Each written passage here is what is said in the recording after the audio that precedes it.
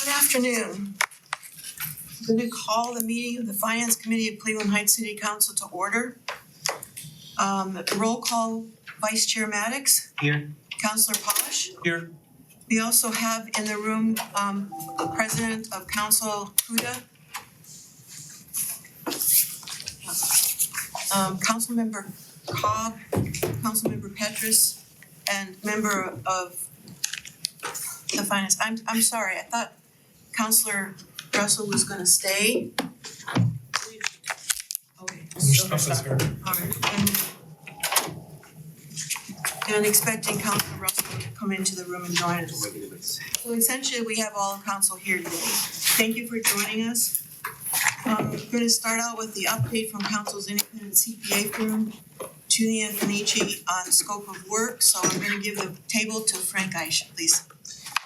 Yeah, thank you for having me. So we were engaged about a week ago to provide advisory services to council. So one of the things that I've been doing is just kind of looking through the budget documents that have been prepared so far, as well as going through the list of 17 items that council has created and requesting information from administration to help in preparing the 2025 full year budget.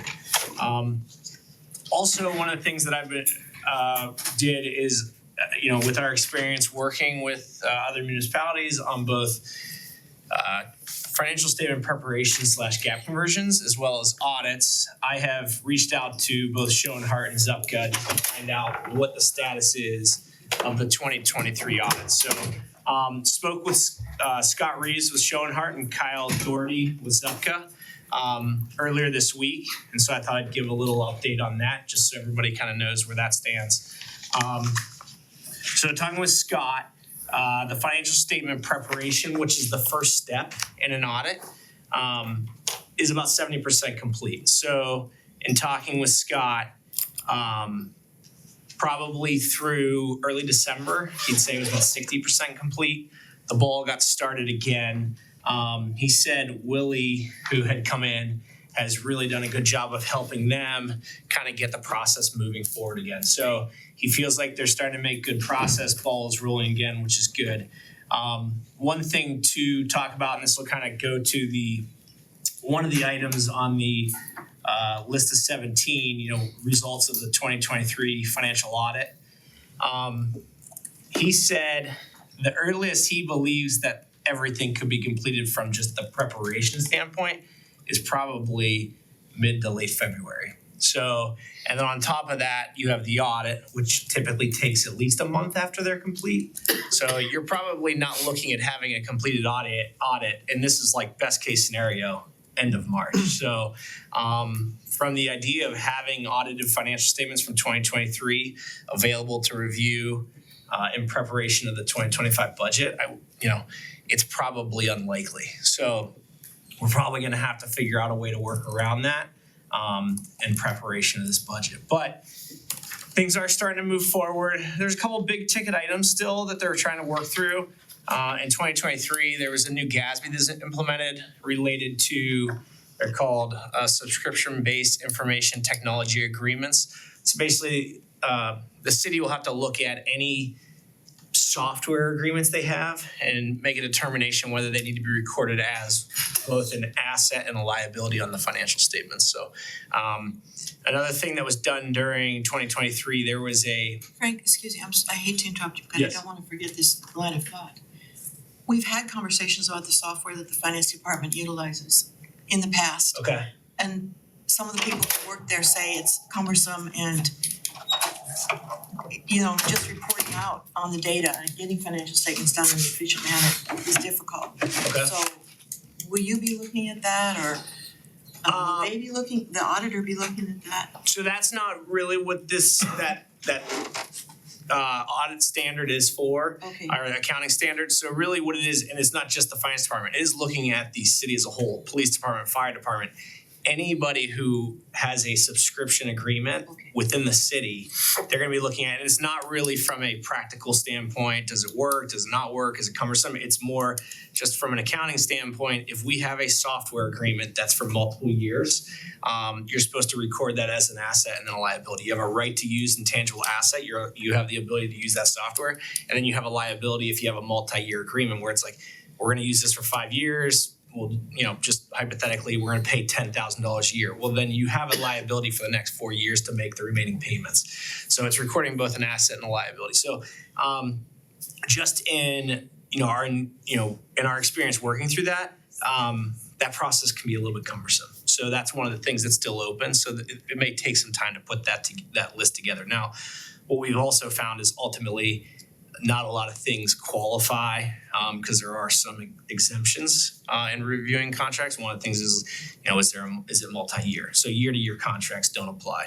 But typically the process is we need to identify all of our potential contracts that have these, and then you analyze them. There was also a reappraisal done of capital assets, so there's some work that needs to be done around there. And then there's just other punch list of items that they're still needing to work through. But like I said, since Willie's come on board, the ball has started to roll more. Things are going well. They were happy to report that things are starting to progress there. And then talking with Zupka and Kyle over there, they've come in and done their interim field work. They're kind of waiting on the financial statements. So, as part of an audit, there's a lot of different things you have to do. Probably the biggest piece of that is the financial statement portion of that audit. So they really can't work on it until that stuff is done. So, Mr. Penders. Is the city subject to any penalties or anything like that for this being later than what would typically be expected? So typically, in the Ohio Revised Code, there's a requirement that the financial statements, the unaudited financial statements, are to be filed with the auditor of state within 150 days. So that time period would have been back in May of 2024. I understand that the city get an extension. That date has passed. There will probably be some type of non-compliance related to it. If you read the rules, there is potential fine. They're subject to fines. I think the limits are maybe $750, but I'm actually not aware. I've never had a client that's actually been fined before. One of the things that can ultimately happen is the auditor of state, if things are delayed too long, can come in and subject and basically identify the entity as unauditable.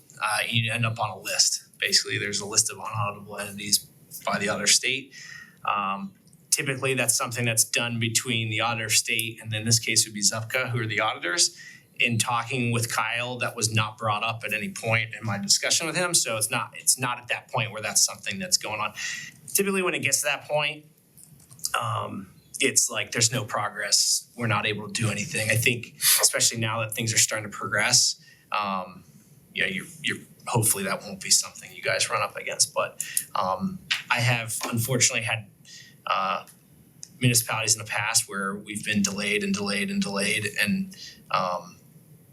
we've never got to the point of being unauditable, but we've had to have the discussions of like, hey, if we can't get this stuff, we can't complete this, can't complete putting together financial statements, that, that's basically what the next step is going to be. And that decision is ultimately made by the auditor of state. So, Excuse me. So you mean we will be fined possibly $750 because we're late? That is the regulation, but I've never actually seen it done. I've never seen an entity fined. Now, like I said, maybe if you get to an unauditable state, that could be one of the repercussions. But in the revised code, that's what's discussed. But I've never seen it. None of my clients have ever had that issue. So, Thank you. no problem. And then also, one of the things I want to talk about too is just the scope of work.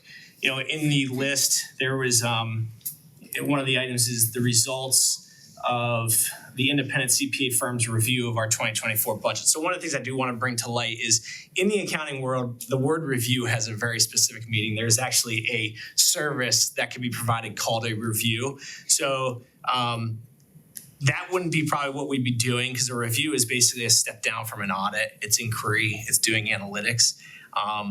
What I believe that you guys want us to do is provide advisory services. So in providing those advisory services, they can go a lot of different directions, and that's one of the things I want to kind of work through and talk with this group about too. Is where exactly do you want us to be focusing our time and efforts? Because I want to make sure that we are providing value, and we always talk about a value add proposition. That's what we want to be. We want to be able to be providing value. Feel like what we're able to help you and assist you and advise you guys is ultimately adding value to the city of Cleveland Heights. So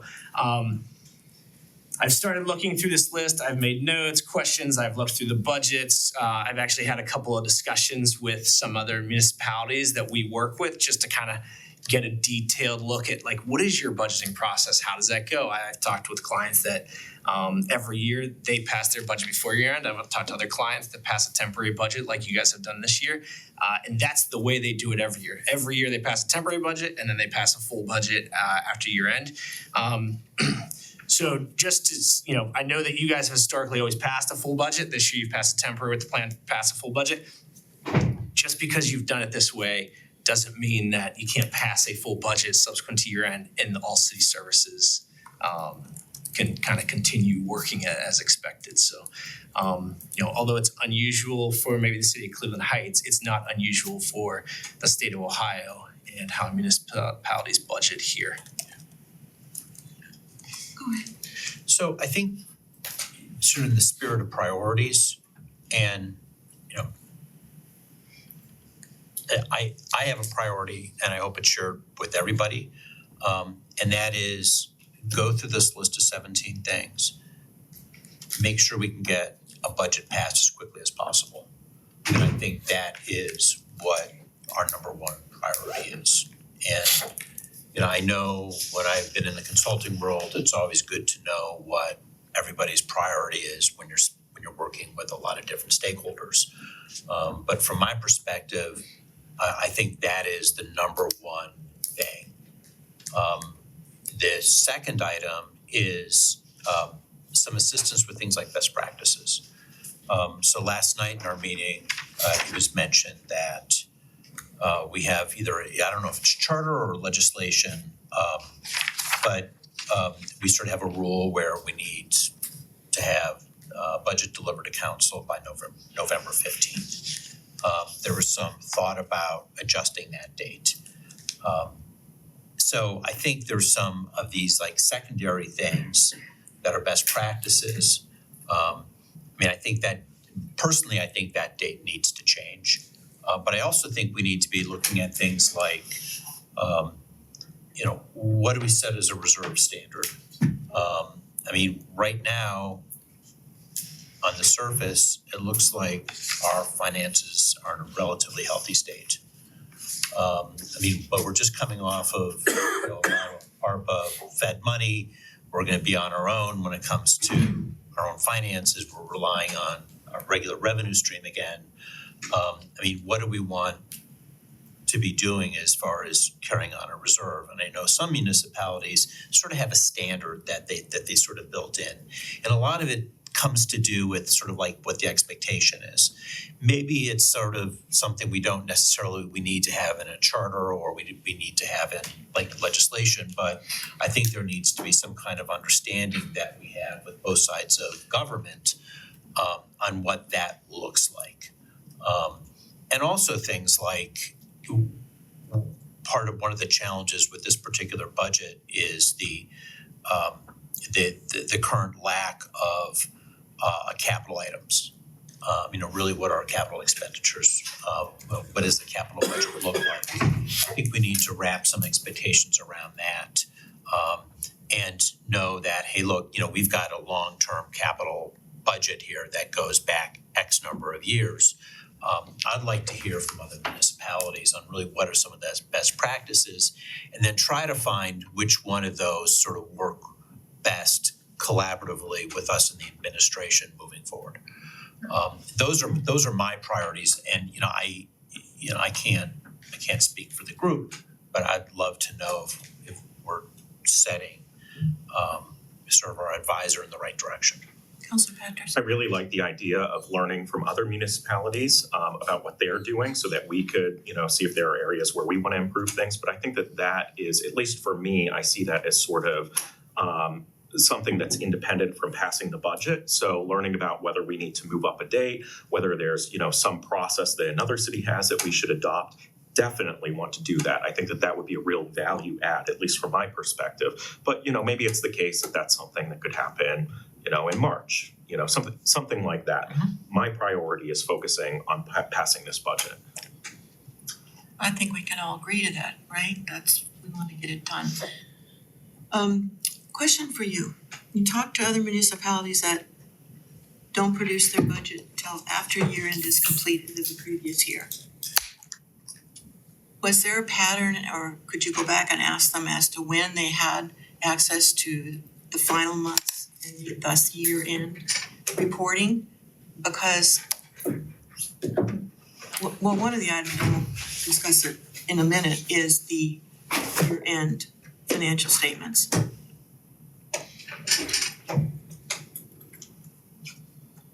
So in the past, council hasn't received the year end financial statement, according to Councilor Maddox last night, until end of February. And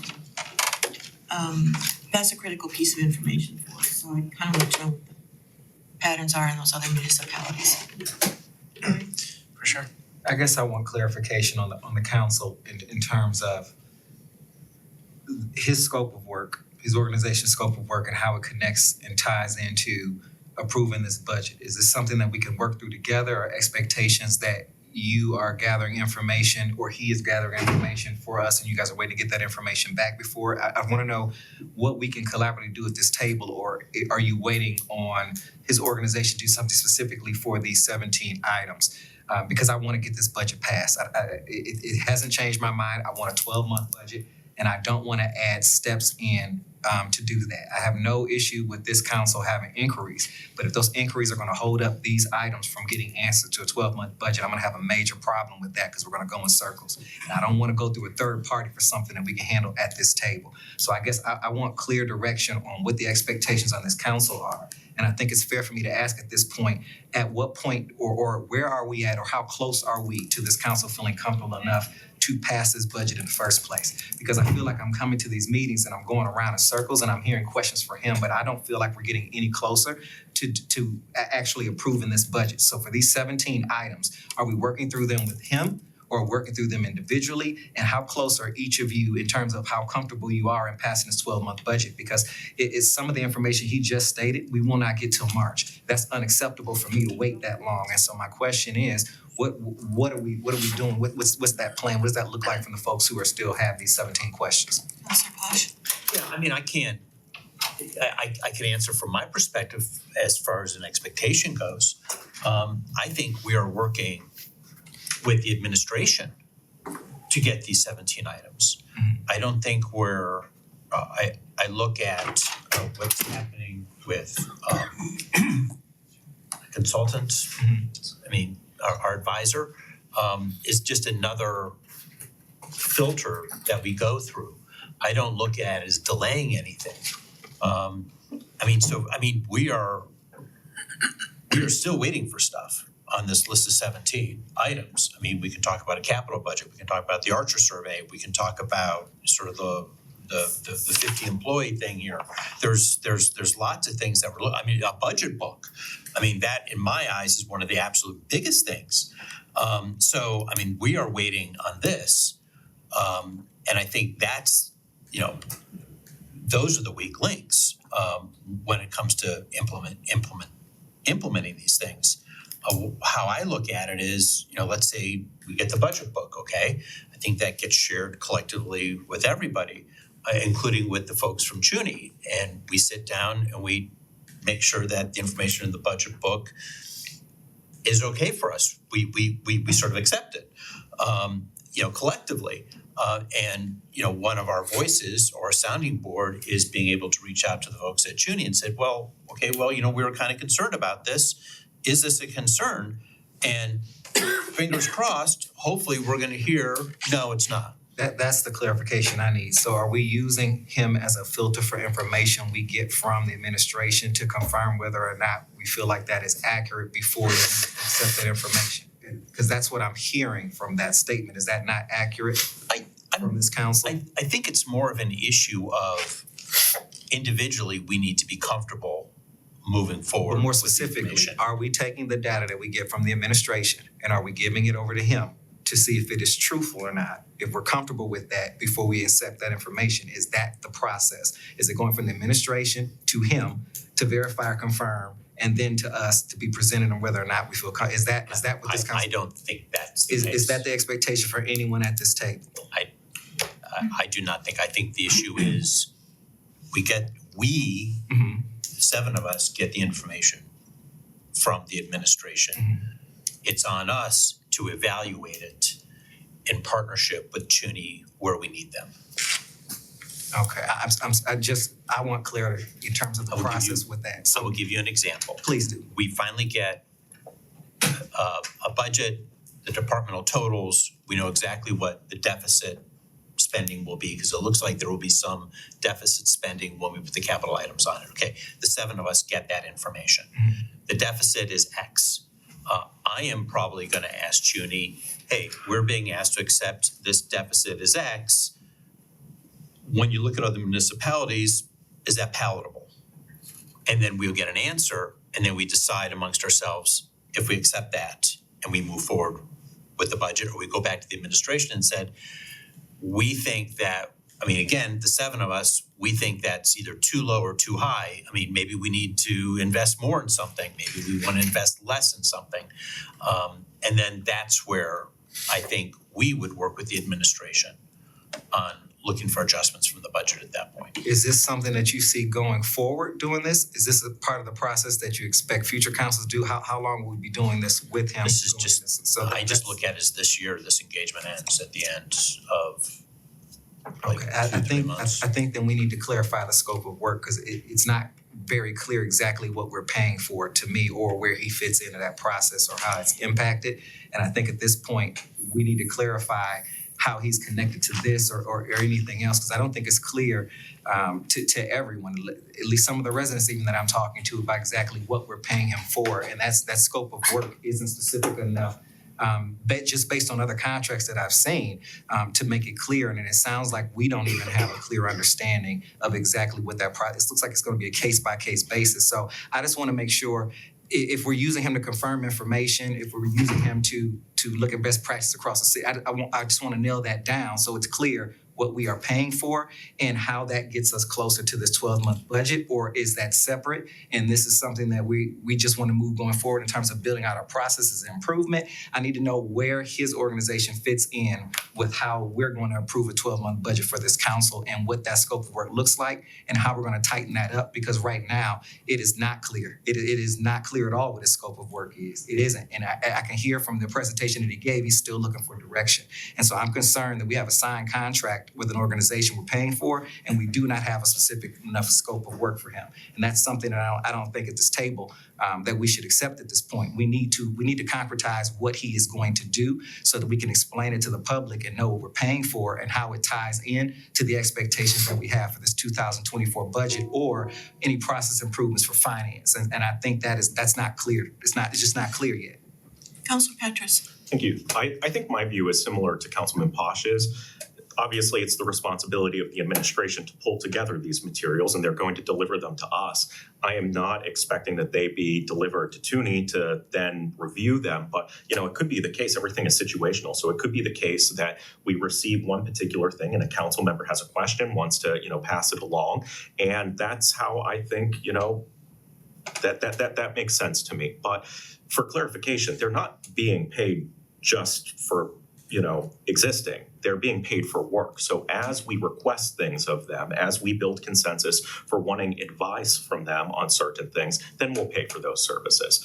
I think with regard to the appropriations ordinance for 2025, I still cannot evaluate it. I can't make any judgments about it because that was presented on the 30th. The day that we were notified of the special meeting, I reached out to the mayor and asked that we get an overview of the changes that were made. I reached out a second time the day of the meeting.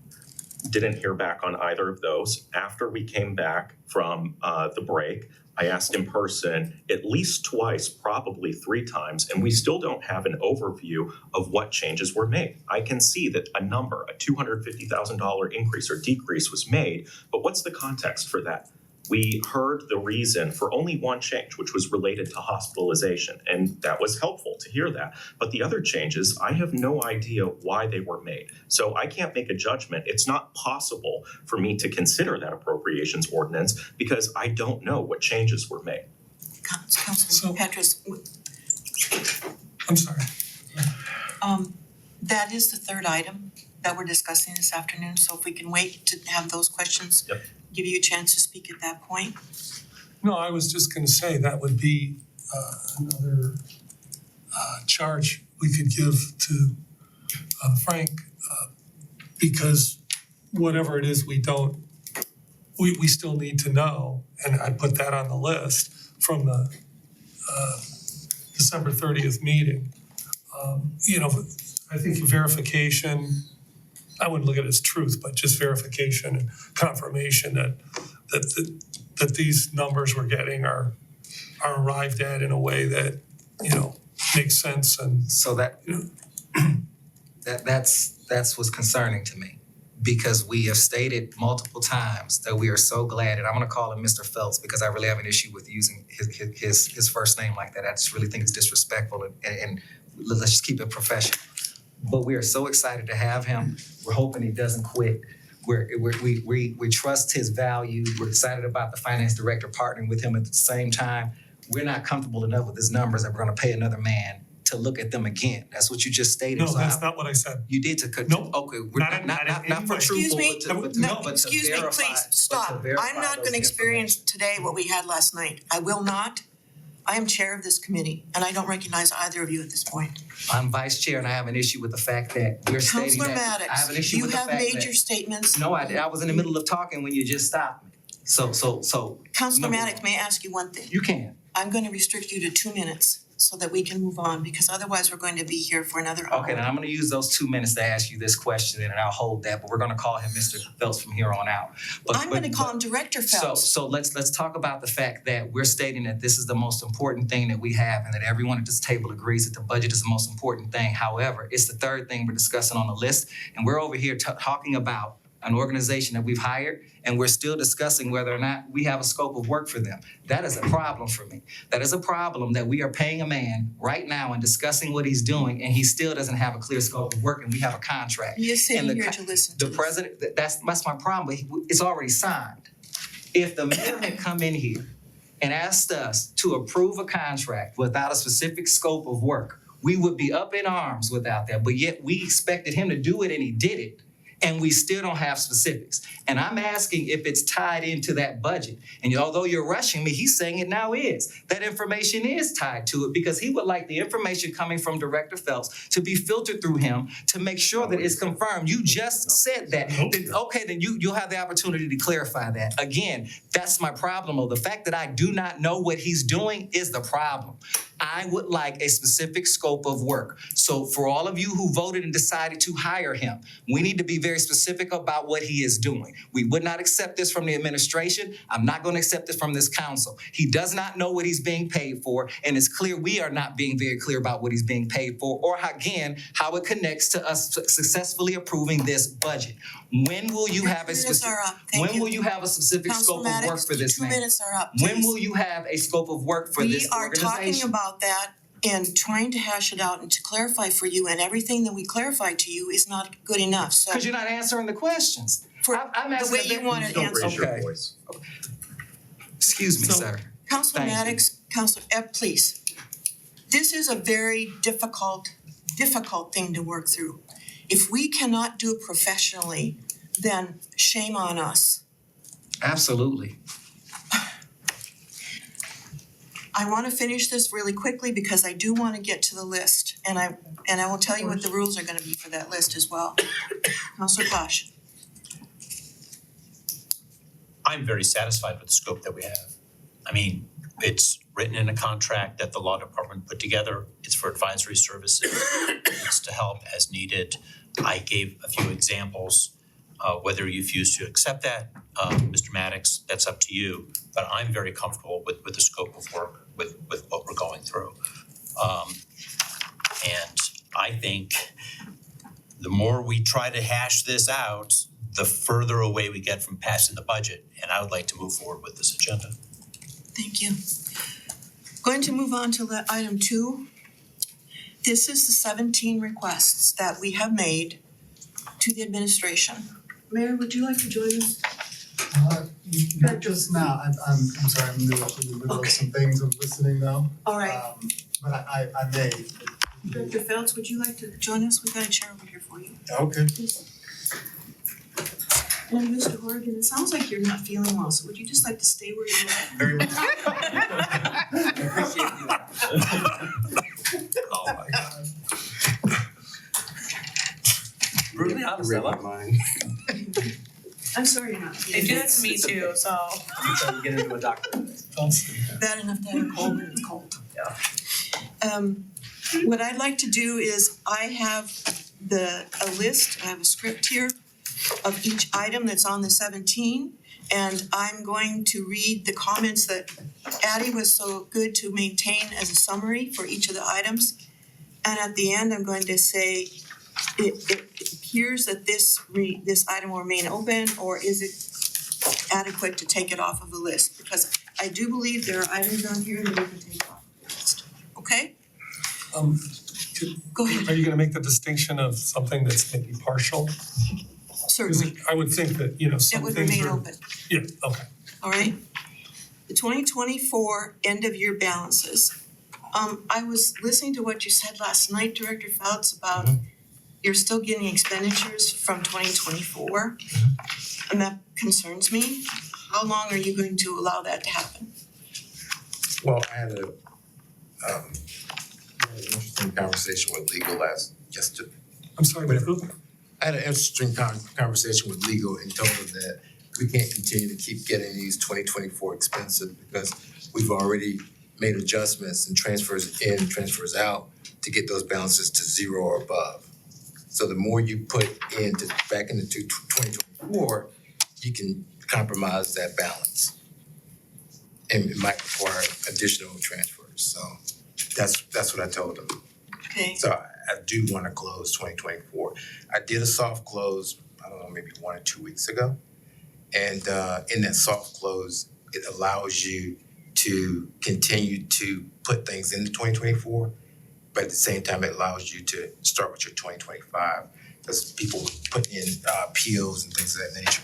So we had to do a soft close on 2024. Okay. And that's what a soft close is. It's a soft close, not a hard close. So you can still access it. But I wanna stop accessing it, if you couldn't tell. Sarah, Yes. have you given a message to your administration, your directors about no further expenditures for 2024? Well, I think I'm allowing the director to run point on that. And, Okay, you know, I'm going with his particular, you know, advice on when we actually firmly cut that off. all right. I also am cognizant of the fact that the council sometimes has requests for things, and I want it to be sensitive to providing a completely precise and accurate picture to the council, because I didn't want us to be put in a position later on where we do a close and then something else is brought up or pops up and council decides that we're being dishonest in some way, so I wanted to make sure. It's a legitimate concern that I have. I just want to avoid it, and so I've been extremely sort of patient with sort of where this close happens and where we've sort of finalized 2024, but I just didn't want to be put in a position where we give you guys one number without some caveats. And that's why when we sent over that transfer document on the 31st, knowing that on the 31st, the books aren't closed yet, but we were required by that legislation to provide that report for the transfers, but I made sure to include the fact that there will be additional information and we'd be providing it, which we will be relatively shortly. So, but that's sort of been a bit of the weighing of options here when it comes to that. I just don't want us to find ourselves in a misunderstanding. Thank you. So, agreed that we can leave this open? We're still waiting for information, Addie? Could I ask though, are you finding that they are similar to the unencumbered fund balances of as of January 1st, 2025? Because that is provided, just saying. Make sure I understand your question. So on the website, under the financial information that the mayor has posted, we do have a fiscal year 2025 fund summary, revenue and expense budget. And it says unencumbered fund balance as of 1/1/2025, and it lists all the funds with their unencumbered. Are you finding that it is similar to that, or are we still just, we don't know if it's even gonna be close to that? It's a little different because this year we had, as far as encumbrances and expenditures, the encumbrances was very large. I mean, yeah, they were very large because of ARPA. Everybody was in my office 24/7 trying to get all those projects in the ARPA because the deadline was December 31st, 2024. So that's really high. So the numbers probably changed a little bit. And remember, it's just a roll forward. So the more you put in 2024, it's gonna reduce those fund balances for 2025 projected, because all we did was roll it through the 2025 based on revenues and expenses. Councilor Bosch? Okay, so I'm looking at this fiscal year 2025 mayor's recommended budget document. And it does include an unencumbered fund balance as of 1/1/25. So we understand there may be a little bit of wiggle room because of a couple things changing. That doesn't really bother me too much. But what we're missing is a capital budget that goes into this as well, which would further adjust these items. So I kind of look at it as we don't have a complete package yet. And I think we all would agree to that, and that's one of the other checklist items. So can we just move on, please? Actually, if I could respond to that, I do wanna assure the councilman that none of the capital expenditures that I will be proposing will impact the general fund. That's the first thing that I want to let you guys know, that none of the capital projects that I'm proposing for addition to the legislation that I've provided will affect the general fund. We are looking at sewage disposal fund, we're looking at possibly forestry, we're looking at Fund 402, finance capital projects, all of which have relatively healthy balances in those accounts. And the primary vehicle for our operations is general fund, and that's the fund that most people will be looking at when you're judging how we're doing. The fact that we've got $9 million sitting there in Fund 402, and more than enough to take care of many of the capital projects that we'll be contemplating, and you add to that, I think it's 11 million with the anticipated 15 million at the end of 2025. I could be misremembering, in our sewage disposal fund, which will take care of some other of the capital projects that I'm considering. I think that you'll find that the capital projects will have an impact on all funds budget. But frankly, you call it deficit spending, I call it reserve spending. I think that if we put money into sewerage disposal and we're anticipating spending it at some point, but then we do not, if we wait a year, then it's deficit spending because we're not realizing that revenue in the same year. But like I said in previous meetings, it doesn't really convey an accurate picture of what we're doing. So when I put forward an amendment to this legislation to include additional capital projects, and these will be the capital projects that the administration is supporting and pursuing in 2025, none of them will impact the general fund. Council Pash, I really wanna move on. This is an Okay. open item. I just wanted to let you know that, give you a bit of reassurance about the general fund health. The next item on our checklist is October, November, December financial statements. And we were advised last night that October is done, which is great, and November is almost ready. Yep. Also advised that December 2024 financial statements, and I'm quoting what I thought I heard last night, may be ready in February. Even though the administration had advised us we could have them by January 21st. So can you give us am I correctly expecting that in February for the December year end? I would like to get the year end done quicker than February 29th. I was just making reference to looking at last year's report, it was dated February 29th. Yeah. And so I was saying, when my accountant told me that was, when they closed it, they kept it open 2 months. We normally, as accountants, keep things open for year end longer than we do normally because it's a lot of things go into year end. But I never thought it was 2 months. That's the longest I've ever heard. So I think we can get it done before the 29th. And October and November are complete. It's just that the reporting piece is not done. We're working on getting the reports out. We were asked last night by Councilor Maddox if this would hold up our procedure to move forward on the budget. And in my mind, we can get October and November, that will be very helpful. And then we can also start talking about the capital budget. Mayor, does that make sense that we get those 2 months of financials, but we start talking about the capital budget perhaps at our next meeting? My expectation is that I'll be providing you with an amendment relatively shortly. Okay, To include capital projects that I anticipate us pursuing in 2025. so Madam Any Chair, Councilor Maddox. I think you may wanna ask this council, because in the past, we made agreements like this and it was not acceptable to the other members of this council. They wanted additional information, so I would like confirmation from the rest of the members of this council that the route that we're taking is indeed acceptable, because I'm Sure. not going in circles anymore, no more. Councilor Pash? I'm okay with real financials, live financials through the end of November, but I think we need to have estimates for December. Is that something that's realistic to ask for? Yeah, you can always do it. We have a lot of the things in there already, and we can certainly do it for December. Councilor Petrus, are you comfortable with that?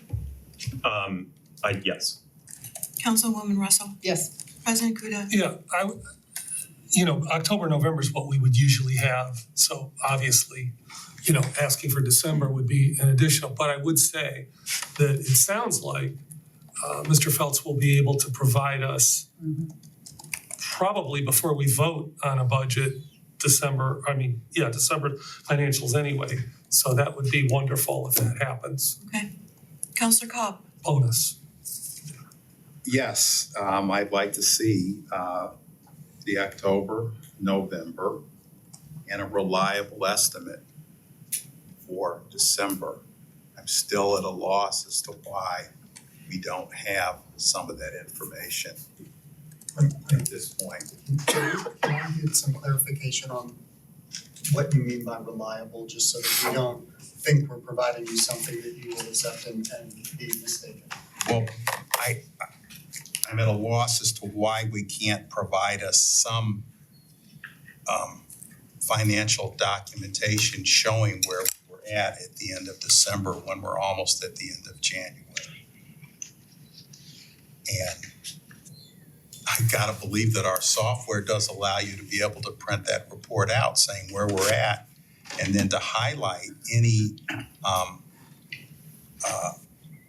possible additions to that, because we didn't do a hard cutoff at the end of December, when I seem to recall a conversation that we had last December that we were gonna do a hard cutoff and expenses had to be in before the end of December. I think it was a reason why they didn't do that. The position was vacant. You had one accountant. You had one payroll person. Payroll person doesn't do the accounting Right. piece. There was nobody to approve anything. When I got here, we had pages and pages and pages of things for me to review and approve. They couldn't move forward. they couldn't move forward without that position. This is segregation of duties. One accountant can't do an entry, prepare the entry, and approve the entry. That's bad segregation of duties. So it stood still. So you were 3 months behind, and I've been here a month and a half, and it's tough to get everything done. And Councilman Larson, Council Lady Larson asked me when I was sitting next to her, she said, "Is our system adequate?" Our system is not adequate. Thank you. Our system is not adequate. It does, I was shocked to hear that it doesn't give an updated fund balance. That's the reason when you get those fund balance reports, it starts with beginning balance, and it never changed. It just updates the revenue and expenditures and encumbrances and rolls to the unencumbered and ending balance. That fund balance never changes until you close your end. I've never seen that before in my life. Okay, go ahead. And I didn't mean to cut you off. I thank you for your hard work. I appreciate the almost impossible situation that you were thrown into. That said, I hope people can appreciate why, I'll just speak for myself, why I would have concerns about the whole budgeting process, not finding out the depth of these problems until the end of the year. Well, I don't think there was anybody in the department to communicate any of the problems. I asked, to show you how antiquated the system is, I asked for a trend report to the best professionals at Tyler New World. They said there's no trend report. A trend report, that's about as basic as it gets. Oh, besides the basic of updating your fund balance monthly. The only thing that updates the fund balance is your end. Well, then where was the oversight going on for the finance department? I'm sorry, Councilor Combs. We're going adrift, we- but I was asked a question and I have the answer. If you'd like, Councilman, if you would like to hold an administrative services committee with an executive session, maybe we can have a private discussion about some things.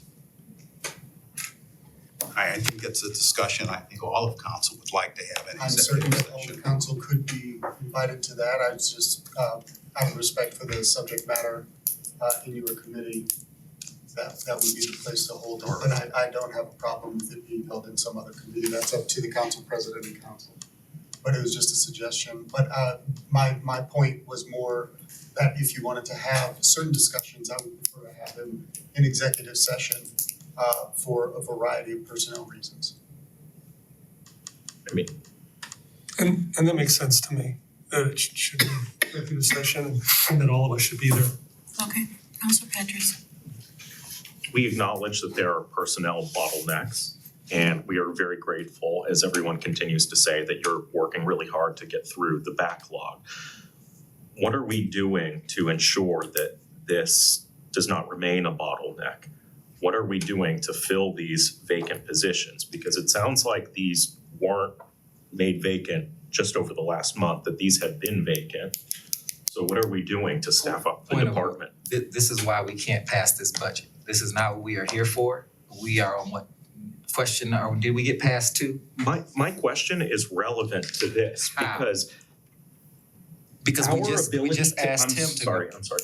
Okay, go ahead. Our ability to get this is dependent upon the resources, the capacity of the department. And if there is a bottleneck, a resource bottleneck, that is making it difficult for us to get this information. We were told at our last meeting that we'd get a bunch of new information before the meeting on the 21st. We didn't get it. So we need to understand, can we rely on these estimates for when we're going to be able to get these things? Because if we expect we're going to get them on the 21st and we don't get it because there's a resource bottleneck, I want to know if we're working to alleviate Then I that suggest you bottleneck. ask him to put that in administrative services where we're having that personnel conversation, because that does not have a direct impact on that, and I don't. Of course it does, it's a direct impact. So we can sit here talking about staffing issues on every department in the city on why something was done. So we're gonna have process improvement conversations in the middle of question number 2. This is what I'm saying. We could do this all day. We keep asking him why. He said we don't have the staff for it, and now we're having this conversation. We just stopped him from doing it, and now we're Excuse me, picking it back up excuse again. me. We're only on number 2. Excuse me, professionalism, please. I'm gonna move on. Your turn. Sure, yeah, I can address that a little bit. Although I take your point, and I think that it's a valid conversation to have. But I also take Councilman Maddox's point, where I could, let you know that I've sent application materials for some vacant positions, actually a vacant position and some other positions that I think maybe we need to take a look at for capacity issues to our new finance director. I'm not sure, did I copy the city administrator? Yes. And I think I'm copied Director Feltz as well. For evaluation, for interview, so that we can fill positions. But that process is sort of a parallel track and not related to the crafting or the approval on council's end of the 2025 fiscal year budget.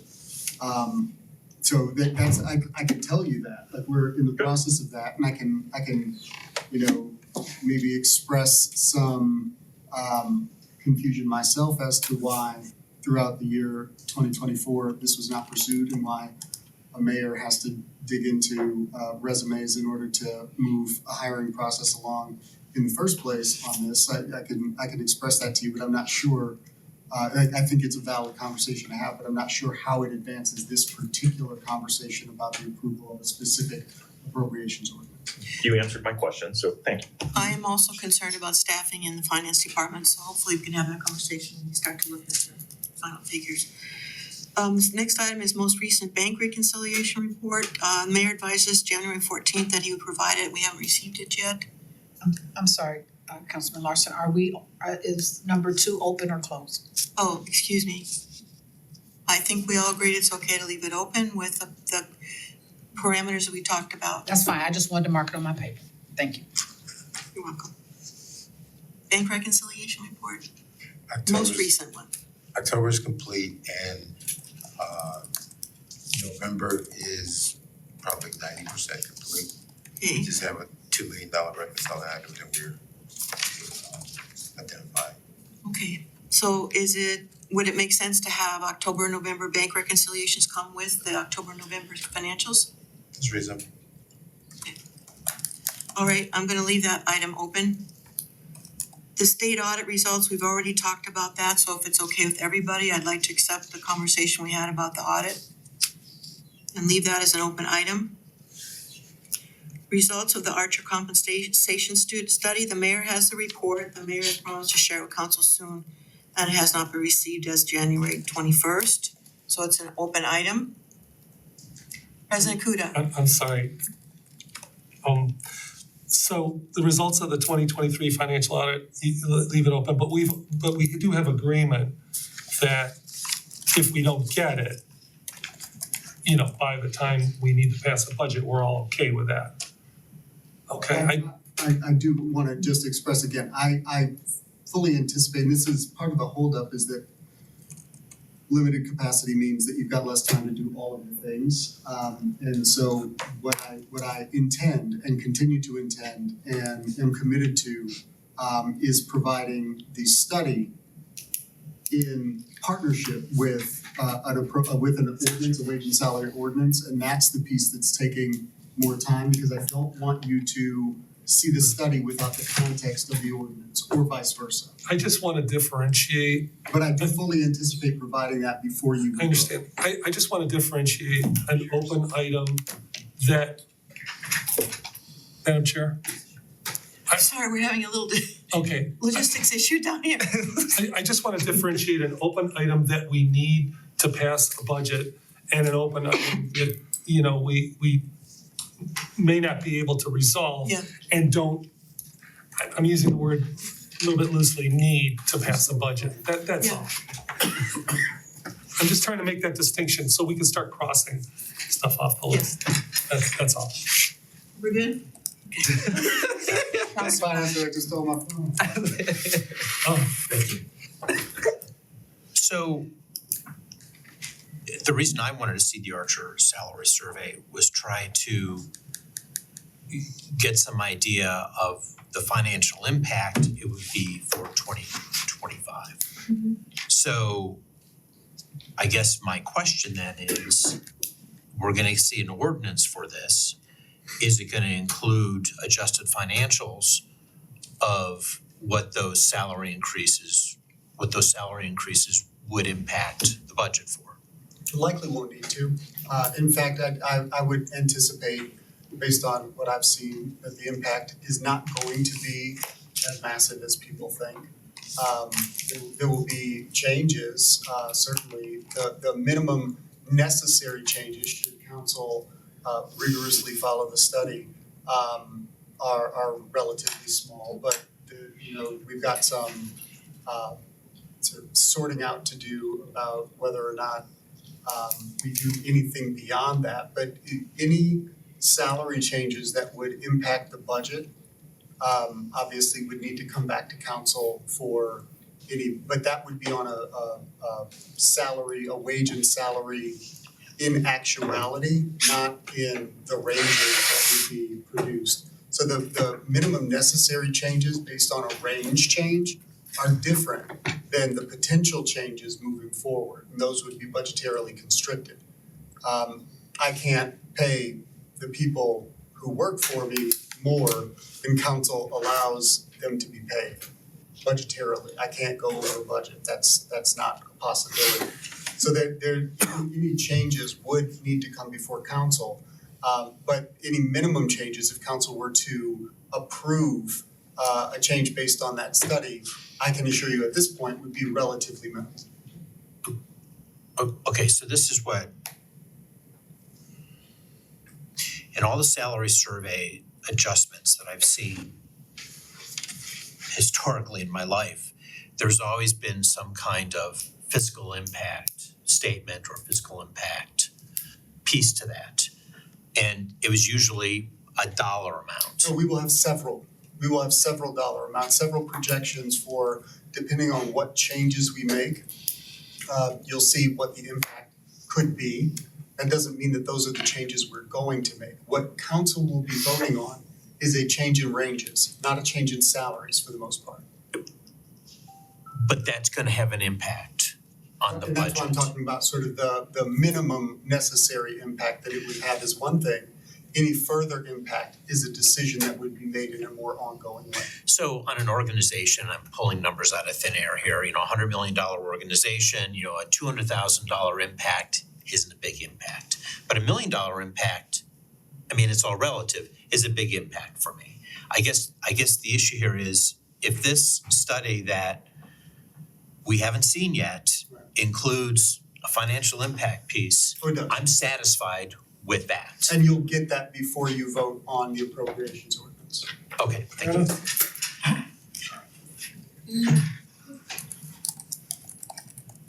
The next one sort of ties to what we just talked about, the estimates for other probable salary increases. The mayor has stated his current 2025 appropriations request does include a 3% as a placeholder only. Yes. And other potential salary increases would not be included in this budget. We will get that information as things evolve. But like for one good example of that is, let's say hypothetically there is a public works employee who is promoted at some point in 2025. And as a result is making more money than they were last week. If there's a budgetary impact that can't be managed by the budget that we, because we budget for positions, that doesn't mean that we fill all the positions, it doesn't mean that the positions are filled the entire year. If that budgetary impact can't be digested by the current budget, then A, the finance director doesn't sign off on the increase. And B, if it presents a problem, as in prior years, this is not that just because we've done it before means we have to do it the same way again. But in other years, when there have been changes midstream, like when gas prices go up and we don't have any money to buy gas for our fire trucks, then we come to council and we say we need a budget increase. So salaries change throughout the year, that happens. It's not necessarily even a completely planned thing. Sometimes these things come up in ways, if you lose an employee and in order to replace them, you have to pay the new employee, 4% more because you want this particular employee. Then you've just changed the salary for that position, but that doesn't mean necessarily that it has a budgetary impact that needs to come to council. So, go ahead, Just real President quick. Kuda. Yeah, the December 30th, this is a question for the mayor. The December 30th appropriations budget that you put forward, did that include the 15 additional? I just don't remember. Did it include? Those additional Yeah. positions, Yeah. so the bulk of that was fire. Right, 7, I think we're. So it was 6 additional firefighters and then 1 additional fire prevention Got it. personnel. And then I think there were some in Parks and recreation, But all 15 were in there. all 15. Okay, that's all I wanted. Thank you. Yeah, I did not change the personnel count at all from the original appropriations ordinance that was proposed in November. The one that I proposed in December did have some value engineering in Fund 101 primarily, but it did not change the personnel count at all from the previous request. So every one of you, are you okay with this particular item being closed, sort of, because it's come to us already and it will come to us as needed? Counselor Posh, yes or no? Are you on the Archer or the one below it? No, The I'm other on plus? probable salary increases. I think you can close it. Closed. I mean, if we get the Archer salary study, which the mayor said that we would, then that means that this next one feels moot to me, so. So the Archer study is still open. Yes. Okay. Yeah. A capital budget based on real numbers. We had this discussion last night and we generally accepted people around the table that real numbers means estimates because you don't know necessarily what a project is going to absolutely cost when it's actually quoted or bid, that we have to give them that grace. President Kuda. I'm sorry, I wrote this down and I didn't explain it. What I meant was a capital budget based on real numbers, not projections. I meant that we're doing a capital budget based on real reported numbers from the budget. In other words, we know what the unencumbered balance is in reserves, put that together. We know what the October and November financials are. That's what I meant. Okay. Those real numbers. I'm sorry, I put it in shorthand. Okay. But because to me, how far we go with the capital budget has to do with knowing those numbers. Those are the real numbers, right? What we had before were just projections on both of those. Okay, so I'm sorry I didn't. Is that number 8? Yeah. The capital budget, it's, 7. No, we're. At 8. I got 8. Is that? Sorry, I should have probably numbered these guys. I just- She numbered them. I thought we were on 8. I have it as 8. Yeah. I was combining lists. I had 3 different lists I was working off of today, so 1, 2, 3. Give her, is that one? Give her that one. That's the one we're looking at. It's the 8th one. It is 8, okay. Yeah, 8. So, Do you have a question? yeah, but so, because I know we talked about this a lot, I just wanna make sure I'm clear about what you're asking. So you're not asking for the projections for the projects now, what you're saying, that wasn't originally. So I'm actually trying to ask for 2 things here. One is what are the capital expenses? And the mayor said he's gonna present that to us. And the second piece is what we've already discussed, the October and November financials. We've said we'll set a projection for December, but we'll probably get it in February anyway, okay? And an unencumbered fund balance, not a projection, a real unencumbered fund balance for 2024. And that's tied to number 8? Or is that, because I think Yes, isn't that tied to yes. something else anyway? Or no? Well, Yeah, it is. it was discussed, so this crosses over, yes. This crosses over to 2, and I don't know, So in order to feel comfortable closing out 8, we need to answer 2, 1 and 2? Is that what you're saying? yes, And then yes, you want a list of the planned projects in addition. correct. Which I think can be said, maybe, I don't know if anyone else is thinking this. I know we're gonna get down to like the actual budget book itself. I imagine all of this will be in a budget Yeah, book. that's fine. So they're kind of combining Dependencies. everything.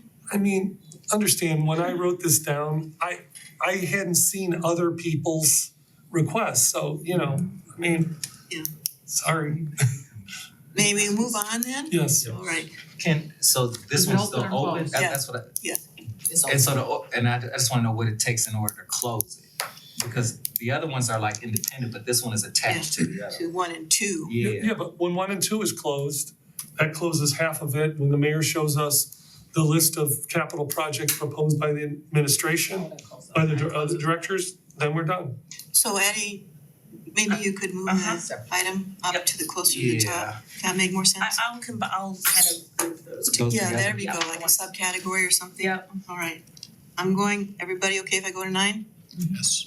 Answer to council's outstanding questions. Council members agreed that this current process will provide, what we're doing here today will provide answers to the questions going forward. So everybody okay with that? That those questions that may have been on limbo are gonna get answered as we go through the next few meetings. Are we saying that number 9 is answers to the 17 questions or additional questions? There were questions that went to the mayor that everybody was sending him questions, and the object was to pare everything down to these 17. So those questions that are out there are lower priority and maybe even not budget related questions. So would this one be checked off when the council's comfortable with all 17 being answered? No, No, Or can we check it off? yeah, go I ahead. think you can close this one from my Yeah. point of view, because between the time I wrote that and now, we figured out what the essential questions are. Yeah. So it's closed. Council, I mean, you guys figured it out, the committee. Vice President Russell. No, I didn't hear that. I heard that the answers to the council's outstanding questions did not particularly tie to these 17 questions. These were other questions that were asked, a low priority that was not answered, that they were still looking for answers for, like. I'm not saying you shouldn't get the answers. No, I'm just, All right. I'm just stating what I heard, Okay, that it was not attached to these 17 because I talked about some questions I still had out there that the email. So you're saying they are attached? They're not attached, they're lower, they're not attached to pass the budget, but there are questions and things that were requested that we have not been given. For example, I asked for information pertaining to things that were financial things that was below the $50,000 threshold. In the email, I have not gotten those, but that is not attached to this budget. It is something I requested, but I have not received yet. So that's what I thought I was hearing, so. Let me ask Vice President Russell this question. Is it appropriate in terms of your questions that haven't been answered but may not apply to the current budget procedure that we're going through, to have you weed through those, because you had a ton of questions. To go through those when we get done here and the budget's finalized, and then resubmit those questions It's only that one question. about lower the threshold for The contracts? No, they're contracts and consulting contracts Right. that the city contract with people that are below the $50,000 threshold that council has to approve. So I was asking for copies, a list of those contracts that the city make agreements with that is below our approval. And it's outside the realm of the budget, so you still have that question as outstanding, but But can we? for this purpose, can we Yes. cross it off? Yes, Okay. Mosh. Mr. Petrus, you had a question regarding the appropriations budget. It's like you wanted to understand what the differences were. Would that fall underneath this item? I mean, potentially, the mayor did say that he'll get I can answers. just- Yeah, I've got no problem. Yeah, so I mean, so long as he gets that, then, I mean, there are I anticipate that I'll have some questions about the appropriations ordinance. So for example, the lifeguards, I'm interested in making sure that funding is in there. So like, once all of these are answered, I would not be surprised if people had questions like that. I don't know if people want to characterize that as being part of that question or something separate. I'm fine with having it checked off, so long as there's an acknowledgement that once we get all of this information and look at the appropriations ordinance, we may say, hey, is that, US Department of Transportation grant match that we need to include, is that in here? Like, those sort of questions are going to come up, so. So what I would suggest is, let's cross this guy out. Yeah. But I think there's some of these lingering questions that may not reach the threshold of passing the budget. Some of these might, based on what you said, and I think Addie should be the clearinghouse. And if those questions come up, I think we should shoot them to Addie. I think they should be listed.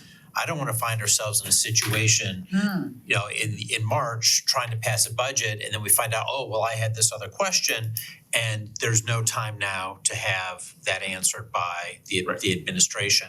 And then we've now put this whole passage of the budget in jeopardy. Just speaking for myself, I have no large outstanding questions other than, wanting to know the reason for some of these changes in the appropriations ordinance, but that's just speaking for myself. Councilwoman Russell just said that hers is independent. I don't know about other folks. But I do like the idea of him having Addie list them, so we know they're still out there, even though they're not attached to the budget. That's what I was asking. So you already have this list that they're talking about? I have an exhaustive list, and I don't know which ones are specifically for budget. Okay, So but as please long- tell me which ones are specifically for budget But to the pass. council's okay if those are not answered in conjunction with this, so we can check it off number 9. So I'm good with that. Yeah. Okay, that's just what I want. Okay. We have talked a bit about the capital projects, and number 10 is clarity regarding capital items for 2025, status of the projects and which need to be carried over to 2025. Can we all agree that that's an open item, that we will be getting information from the mayor? All right? Can we combine that with, Addie, you're gonna combine? Yep, I'm putting that in the, I'm Okay, putting got it it. in the budget. I just noticed that, with number 8. Council. Which goes up to number 1 and 2. Yeah, I'm putting it all in just here's what. Thank you, Addie. Can I ask a clarifying question? So the mayor has said that he's going to introduce an amendment regarding capital, which is excellent. To give a specific example, this is talking about the status of 24 capital projects and which need to be carried over to 25. For example, the firefighters' kitchen. That was one that was not completed in 2024. There's a consensus that we want to fund that in 2025. It would be helpful, I think, at least speaking for myself, if we knew, okay, of these things, this amendment that's being proposed for 2025, these are the things that are being carried over from 2024. So we know the kitchens are one of them, whatever else may be carried over for awareness. What you're gonna see is a list of projects, a cost, an estimated cost of those projects, what we'll be budgeting for that capital improvement, and what fund and account it'll be coming out of. And like I said, carryover versus not carryover, if we did not get to a project last year, that doesn't mean that we have to do it this year, right? Right. And so what you'll see is the comprehensive list of the capital projects that the administration will support engaging in this year. Okay, are you able to like Some of indicate? them will be potentially from last year, Not all of them. but I don't know that can I maybe get some clarification on what the value is about you putting together a separate report indicating that X project was also in the 2024 budget but was not completed, or can you just take a look and cross-reference? We don't need a separate report, like even just an asterisk, like indicating like, okay, this was something that we were doing in 2024, we're carrying it over to 2025. Just thinking back to the hearings, that the police locker room, the kitchens, those were two of the things that I remember. It sounds like council was very supportive of continuing to fund those things, but just for awareness so that we know, okay, these are not new projects to 2025. We are just carrying them over from 24. Addie, We don't need a new report. Addie? What I think we're getting at here, projects that were budgeted for in 2024 that are not being rolled over to 2025 because they're not a priority, do you need those? Or are you good? Okay. Really, just speaking for myself, I don't. Those things that we are rolling over, like the kitchens, just knowing from that comprehensive list that you're going to present, okay, asterisk, this is one that we are carrying over from 24. That does not seem overly burdensome or if that's I don't need a new useful report. information, We don't have a list of what we're I think gonna that do. would actually be relatively easy to discern as well, so, Okay. yeah. And I do have a cross-reference in case anybody wants to have that worksheet. Oh, that'd be nice. Go ahead. I need clarity, so if something was not done in 2024 and we're not proceeding with it in 2025, is the consensus we don't need that? Not necessarily, Thank you. I mean, I'll put it this way, are you talking about you don't need the list of things that we decided or couldn't do in 2024 that we are No. not pursuing in 2025? That is what I'm referring to. I would love to. I'm gonna push back and just ask you guys to take a look at the list of capital projects that we requested in 2024, and if it is not completed or not on the list, then just know that those are the subset, just to We may not know. from the administration's perspective, going through and just producing another list of things we're not going to do. Doesn't seem, I mean, we can have a longer conversation about the capital projects that we might wanna do in the future. But I don't know that that needs to inform the 2025 budget. If we're not pursuing them in 2025, then I think we should maybe have a separate conversation about the longer term capital planning that we need to do. Okay. And include all of those, that universe of possible projects in that longer term capital planning conversation, but not tie it to a fiscal year 2025 budget approval. Okay, I get it. I would prefer it the other way around, but in the interest of time in getting this done, if we could have a separate conversation after this budget is done about the things that are being delayed for a future year, I think that's an important conversation to have. But let's move forward on this. I agree with you. Thank you. Everybody okay with that?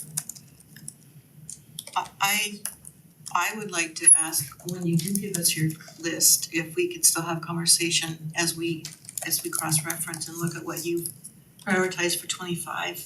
I might have some questions that regarding some things that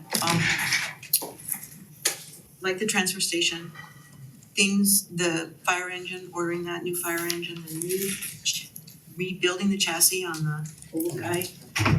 Those kinds of things that came out during the public hearings, so or the budget hearings, if we can just talk about those and My expectation, Counselor, is that when we go through this again and have sort of a comprehensive discussion about the 2025 appropriations, that you will have the opportunity to have a conversation with each director who is asking for these capital projects to be included in their budgets for the year, so that you can have those conversations directly with them about why this is necessary, why it's a priority, and what they use it for. thank you. Councilor Maddox? Thank you. I just wanna again thank the administration for that, remind the council that that's part of that collaborative process that we discussed. And so I hope this council feels comfortable with what the mayor just said, considering that was the process that he wanted to start with us collaboratively in the first place. So there should be no question about whether or not they'll work with us on these projects. Staff was already available, and so I just wanna make sure this is something we can comfortable with and move forward from. Because they're working on a different process now, just based on how we decided we wanted to do our capital improvement projects. So I just wanna make sure we're comfortable with this approach, knowing that they're gonna be transparent about the fact that they're coming back with us with these projects. This is what they offered to do in the first place.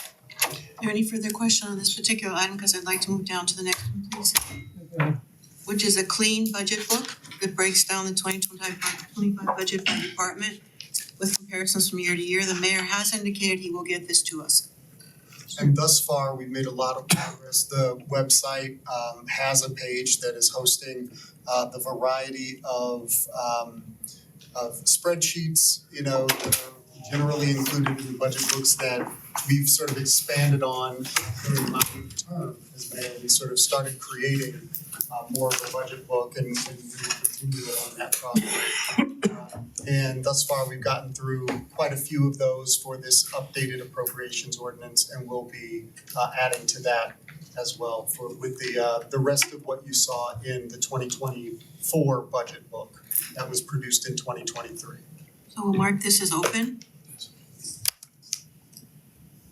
The next one, departmental totals, schedules by department and schedules by funds not specific. To whomever raised this question, will the budget book satisfy this request? It sounds like it. No?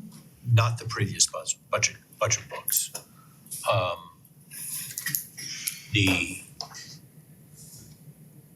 We have things that are budgets by department, and then we have overall items that encompass things sort of outside of departments. Hospitalization is an example. We need some clarity in what those additional items are. Not necessarily, in my mind, it doesn't necessarily have to balance back to the total numbers. But the big items like the hospitalization and the difference between this year's and last year's, that's a big ticket item. That needs to be needs to be detailed at some point. I'm told that there is a good explanation about the price of the healthcare. Maybe that's good enough. But there's things that we're looking at that are outside the budget when we approve a bigger budget. Outside of the departments when we approve a bigger budget. We just need to know what those are and the differences of those. And the biggest one is hospitalization.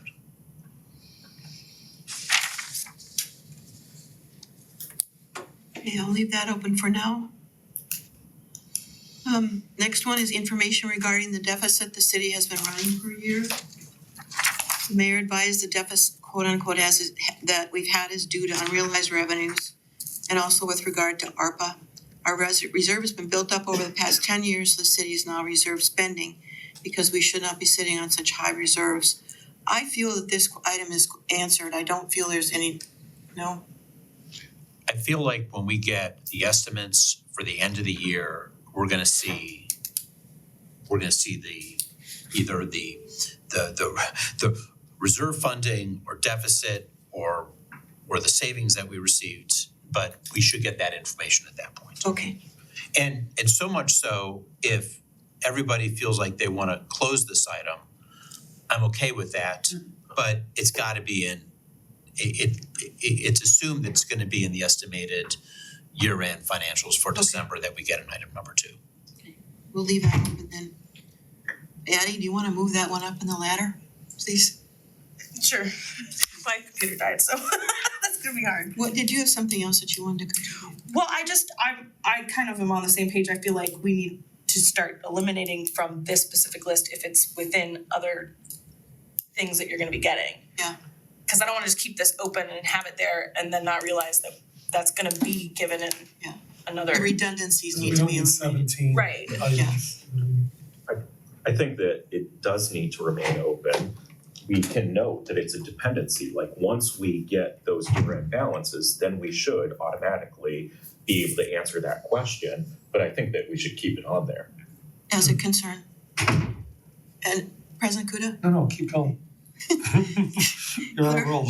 clarification on the 50 or so unfilled positions and if there were savings in 2024. We've been advised that this may be too hard to calculate in a rough way that could be provided what the administrative budgeted for salaries in 2024 and what was actually spent.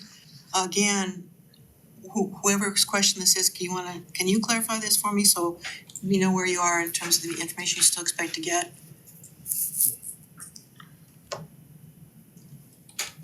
I don't know who added it, but it is a question that I have as well. And we talked about in an earlier meeting about how a rough estimate is fine, how we could look at what was estimated for 2024 and then look at the actual, and that differential should give us the projected savings. So at least for me, that is sufficient.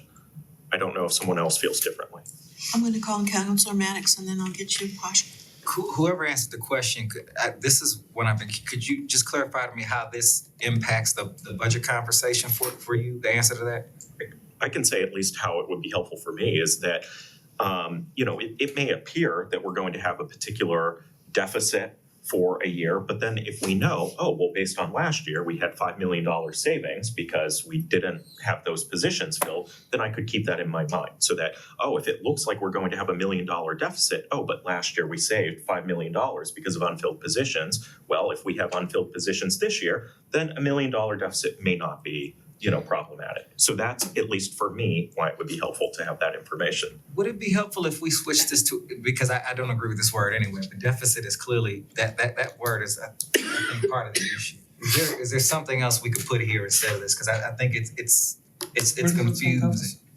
Because it's we're not running a deficit that way in terms of how municipalities work. And so I just need clarification on this. There an accounting term we've been using? You talk 13 or 14? 14.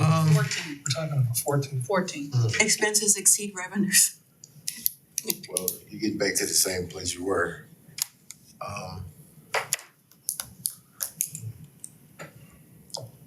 From my perspective, probably not, but you're more familiar with the municipalities, is that the term they use? Yeah, so I mean, I think really what you're trying to identify is where cash position is. So I think cash position might be a good word because ultimately you're not deficit spending, and my idea of deficit spending would be spend literally down where you have negative cash, and that's not the situation. But you could be reserve spending. But I think really cash position is really what I think you guys are trying to monitor. Is cash position improved? I was going crazy because my mind just kept on something else. I think for the residents, many people would believe that, and I have not done a survey, this is just what my gut tells me, that if people see us spending more money than what we're bringing in, they would characterize that as a deficit. And so I think that is probably the common understanding of that term. And so I'm going to continue to use it where I see appropriate. It doesn't fit here If I could provide a though. little bit of clarity on that, obviously the councilman can use whatever term he wants to. But I think that it does convey probably an incorrect message because people are more likely to have an understanding of the federal deficit and how it impacts the federal debt and that sort of thing. And the difficulty is that we're a municipality, we're not the federal government. We are not allowed by Ohio law to perform in the way that the federal government does. We don't have the mechanisms to print money either. So we do, operate within our means. We have to. With the exception, obviously, if we go out for financing of capital projects, but even that, we have to make sure that we can manage the debt service. But in this case, I think the issue is the reason why the term deficit spending is misleading is because it conveys a message that we are not spending within our means, when in fact we actually are. And so I think the example that I gave at a previous meeting was if this year we realize revenues far in excess of what we could possibly have anticipated, but we don't have an opportunity. Maybe we realize those revenues in December. We have no opportunity to spend those additional revenues in 2025. And so we say, you know what, we're gonna use these revenues in 2026. But we might, if it's one-time revenues, for instance, or if it's cyclical and maybe we're not gonna get them in 2026, but we'll get them in 2027. If we spend those revenues that we realized in 2025, we spend them in 2026, that's deficit spending? No, if we save up for something instead of financing it, then according to the term that you would like to use, you'd be calling that deficit spending if we saved money in order to purchase something without taking on debt.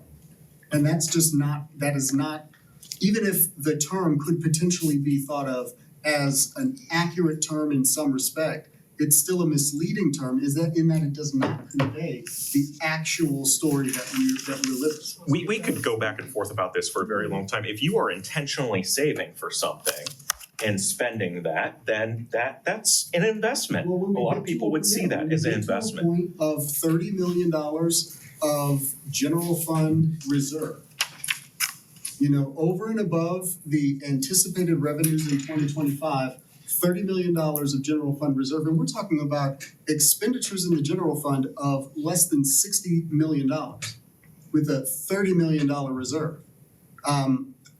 Spending some of that reserve is simply not deficit spending. However, even more salient to this point, the budget that I've produced, the appropriations ordinance that I've produced for the general fund provides a budget surplus. So in general fund, we're not deficit spending, we're not even reserve spending, we're adding slightly to the reserve according to this budget. In all funds, the amount of cash, the cash position in all funds expected at the end of 2025 is $86 million, maybe $80 million on a total all funds budget of less than $100 million. 80% we're looking at. And that is astonishingly different than what anybody would consider deficit spending if we spend money that we did not spend out of Fund 402, for instance. We're not expecting any revenue in Fund 402 at all in 2025. We have not budgeted for any revenue at all, but we've got $9 million sitting there. If we don't anticipate revenue and realize revenue in Fund 402, then we can never spend that $9 million on capital projects without deficit spending. And that's not a, even if from a certain definition, that could be thought of as an accurate term, it does not accurately convey the situation that happens. And so I don't wanna hold this up any longer No, I because don't this want is you to something that either. we could be talking about outside of this meeting, but this is obviously something that I have enough accounting and financial experience to understand, what's going on here. And so we can talk about this outside of this meeting. Counselor Pash, I do need to move on. Well, we were talking about 14 and I'm actually gonna, Go ahead. item number 14, right? Yeah. Deficit. With the 50 people, it has nothing to do with deficit. Am I in a whole different place? No, you're correct. It's clarification and. No, you're right. You're right, he was I went referencing, back to that because he 13, referenced the yeah. deficit, that's why, but we were on, we're on 14. On 14, We're on okay, 14. so the council member to my right who remains nameless asked for this report when the whole budget process started, and I piggybacked on that, and I think I used the word clarification when this was produced, so maybe I'm guilty for putting this on the list or keeping this on the list. And why it's important to me is it's such an anomaly. When you prepare a budget in 1 year, you're always comparing it against the last year. And this, without 50 people in the budget, and I'm assuming that we are hiring those 50 people in 2025, so we get back up to speed, and we're also hiring the additional people. That's a big difference. I kind of want to have a rough, and I don't mean an exact number, a rough idea of, the savings that we realized with this amount. I also want to have a better understanding of if we knew what our hospitalization real costs were last year, if now we have 50 additional people from last year and additional folks on top of that, because we are growing the organization with this particular budget, what does that mean? So it's sort of like a check and balance. It's just, I'm looking for a rough estimate of what the savings were. And maybe the easiest way to get it is you just sort of look at what your budget is and you look at the real number and that's it. I don't know. But just some rough estimates of what that value of savings is with the 50 people. That's all I'm looking for. We should even be able to see that beginning to formulate in the November financial statement when we do get it. So just look at it the way that you suggested, So possibly. is this still open? Yes. Okay, all right. So Let's go. Yeah, okay. The other known expenses we have talked about, we talked about the salary increases, we confirmed the COLA in as a placeholder. Grant matches have we not talked about, and possibly projecting for things we might be wanting to spend money or stash money for Shaker Lake's expenses. Can we have this conversation when we have the capital discussion? now when you say stash, you mean for 2026, right? You know, like to hold, you know, to build up a savings account for anticipated expenses. Right, because they're not this year, they're Correct. next year. Got Just it. have that conversation. Madam Chair, I do wanna state again for the record that I will not, obviously council can amend as it sees fit, but I will not be including money for that project in the 2025 budget. I think that it is a bad idea to set it aside and unnecessarily increase our budget for money that we know with certainty that we're not spending in 2025. And I don't think that we need to, because I think that our reserves are adequate to address any of those issues in 2026. I don't think we'll have a problem. If I did, then I might have some concerns, but I don't think that would be the case. Good to know, yes. I would like to ask Junie if it would be appropriate for, if we know we have a $2 million expense in 2026, do we move money in a separate fund? Just from their perspective, working with other municipalities, I don't necessarily need an answer now, but I'd like to know, does it make, and it wouldn't impact the budget, okay? Because it's just a movement of funds. Does it make sense to put create a fund for that at this point? Maybe it doesn't. Maybe it's just an asterisk on a financial sheet. I'd be fine with both. I'm just sort of looking at what sort of, if there is a best practice out there or a position that they would have. Everybody okay with that? So how are we leaving it? We're going to leave Open, it, but it's included in 8. Okay, On track, guys. thank you. Got it updated. Numbers make sense to me now. Moving on to number 16, a written schedule of how the projected 2025 revenues were derived. The information, Patty, What did I write? Sorry, I don't have my computer. It's dead. information will be provided in the budget book, was provided in the budget book during November budget hearings. That, I guess that was my comment on there is a schedule of where the city gets its revenues from in that budget book that we were provided in November. You know who asked this? Because I was asking for clarity on this one, if that's what that meant or not. But I don't know where this one came from. Cause I saw that in that budget book, but I didn't know if they were asking for More detail? I don't know.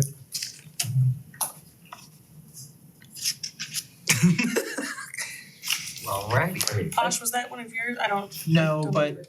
isn't that in on the mayor's website? well, Didn't he address that in a recent update? Yeah, there's a 2025 total budget revenue comparison with a series of notes. I did not ask about the revenues. I know one of my peers did. So is it closed or open? I would say close. I was gonna say, Take it unless off. unless the person who asked it doesn't feel like they, but I don't know. It doesn't matter now. Is it open or closed, y'all? We're running out of I time would say here. closed, because it was provided in November and then recapitulated Yeah. in Most recent. the most, yeah, in They the, covered, yeah, okay. We get to check another one off. You can check off 17, it was answered. It is answered as well. oh, Okay. The last item, and we've talked about it off and on during this afternoon's meeting, is a discussion of ordinance 011-2025, making appropriations for the current expenses and other expenditure of the city of Cleveland Heights, Ohio, period January 2025 through December 31, 2025.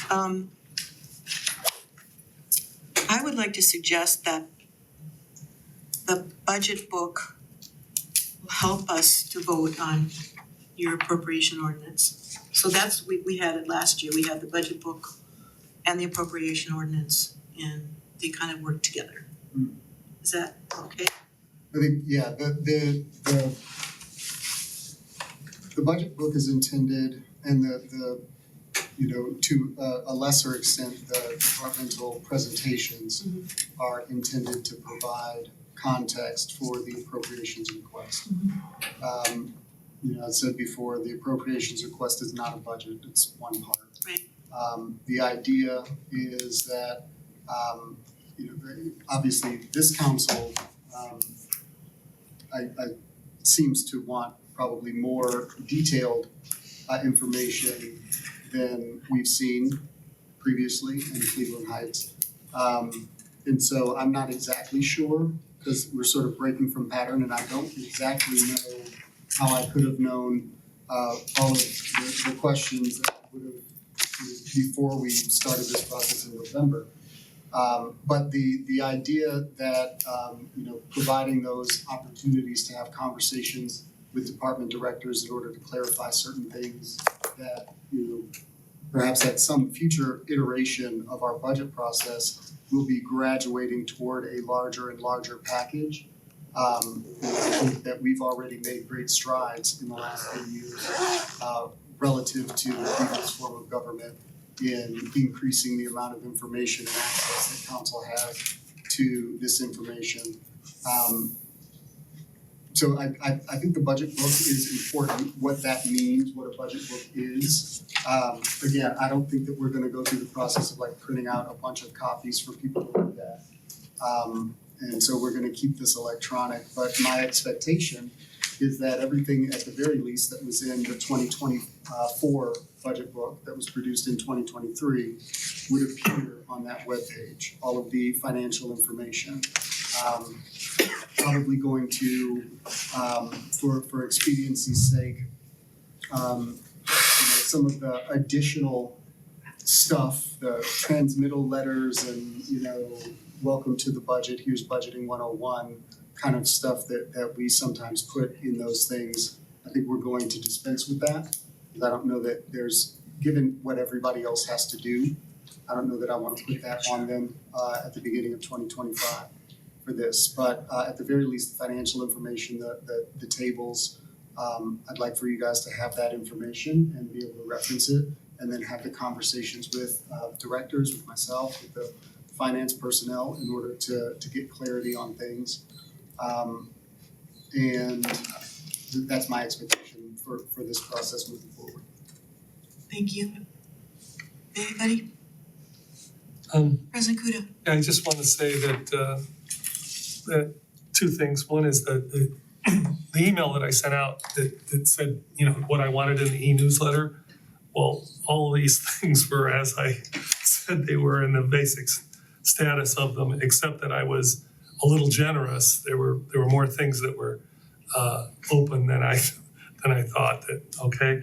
And the second thing I want to say is, based on what Mr. Phelps has said to us today about some of the difficulties in getting the information together, I am really glad that we have a third party that can look at this. I think that this is the right thing to do, and based on everything I've heard over the last hour and a half, I'm glad that CUNY Associates is a resource for us. So I would thank everyone who's here to advise us and provide us information. So thank you everyone for attending today. I'm going to move on to establishing the next finance committee meeting.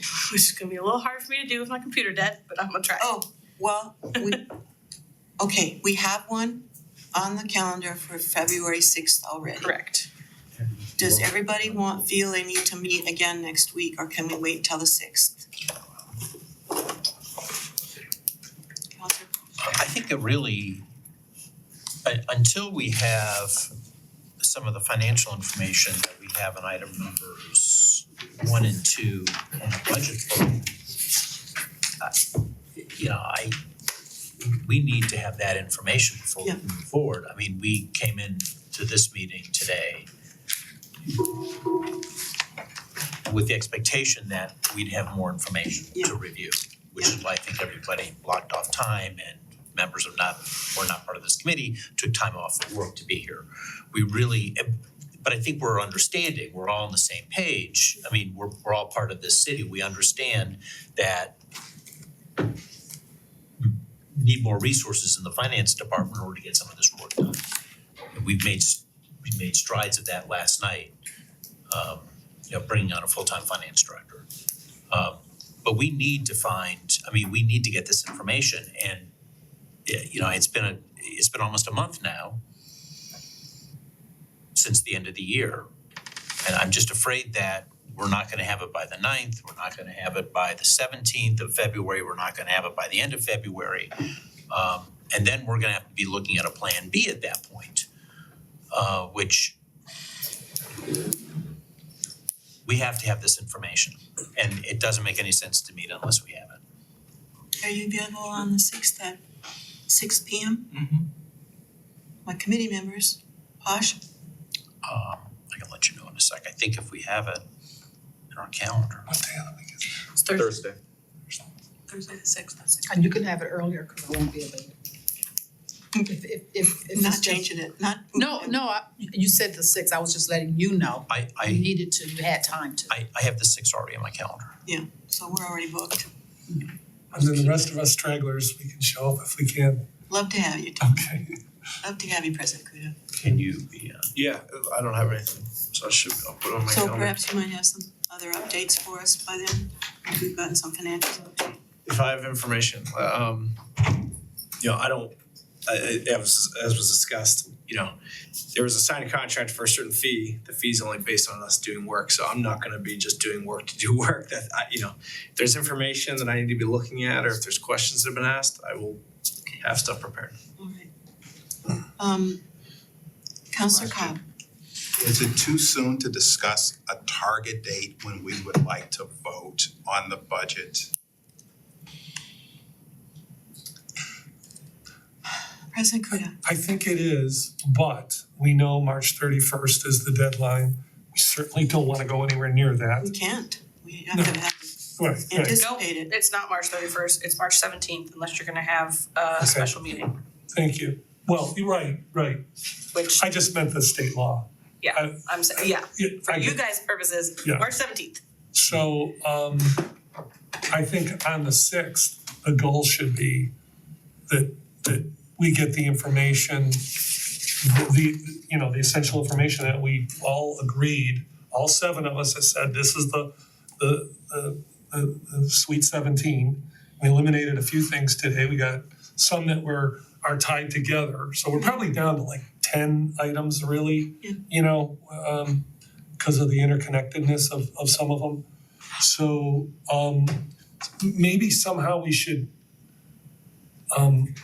via email get a status report on this from Mr. Feltz or the things that directly affect his, the mayor. There's some stuff like the Archer report.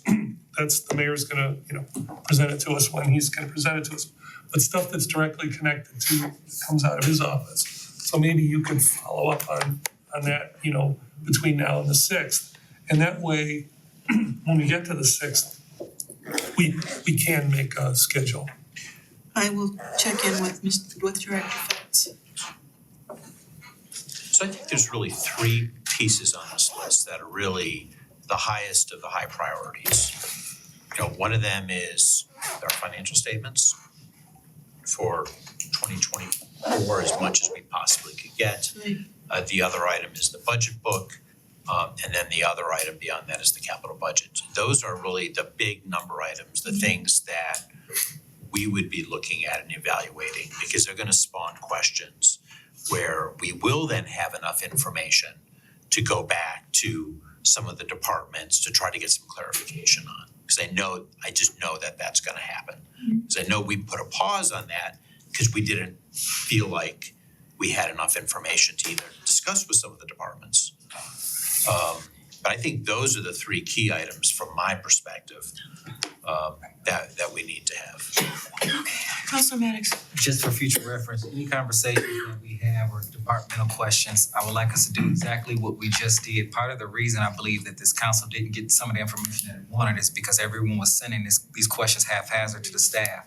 So I wanna be fair about that. That just happened. We just compiled a list, and that 17 questions is definitely not 17 individual questions today, we learned. And so I would like any questions that we have for departmental staff to be prepared in advance, put those questions in a list, and so we're not, obviously during the conversation, things will come up, but I wanna give them a roadmap and make sure that they're not asking operational questions that aren't budgetary focused, that don't have any impact on that, because we tend to ask informational questions sometimes in these departments, and I want this budget passed. So if these questions aren't directly tied to the budget, I wanna iron that out. So let's see if we can compile some lists as we're working through these with departments to make sure that we're very focused on the questions we're asking so that we can get enough information to get that budget passed. And if we wanna bring them in for informational presentations or anything, let's do that separate. But I would like to know what questions we're preparing as this data comes in or any information, so that we're not just sitting here asking everything, because that tends to happen sometimes. Just wanna make a quick but important clarification regarding us sending questions to the administration.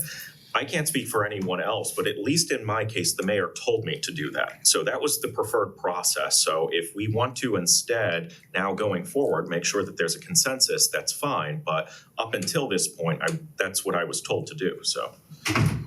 Good clarification, cause I send all of mine directly to the mayor. Same here. Everybody good to leave? I wanna thank you all for expressing concern and making me sit in the back. We do hope we do. I'm teasing, I'm fine, I've just cut my head Mayors off. when you go outside. Except for my head. Thank you. Cheers. I'm sorry. I'm adjourning this meeting at 2:23. Thank you all.